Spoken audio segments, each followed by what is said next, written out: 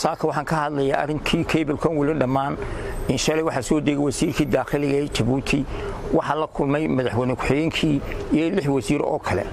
oo waxay ka baarayaan oo garan laanay waxa weeyaan cable-kii baa laga hadlayaa cable-kiina waa ninkii maalinta hore inii sheegnay 25 sanadood baa shirkad loo saxay inay halkaas dhulka soo marsay soo geliso saasaa lagu kala tegay iminka Djibouti oo aanay ictiraafsanayn baa tiri berberaan soo marinayna muqshaan soo marinayna amba Mombasa soo marinayna oo ka xanaaqaysa inay tala Soomaaliya soo marinayna oo Hargeysa soo marinayna ka xanaaqaysa waxaan leenahay Djibouti waxaan nagaga lumay baan laanahay walaalayaal sharci baan leenahay sharci dejin baan leenahay sharci dejintuna waanu baas kareynay 5 sanadood in shirkadda la siiyo ay dhulka soo mariso waana soo marisay waana ku faraxsanahay marka waxaan cable-kan berbera soo marinaysaan muqshan ugu xidheysaan walaal naga daayay leenahay naga daayay badayada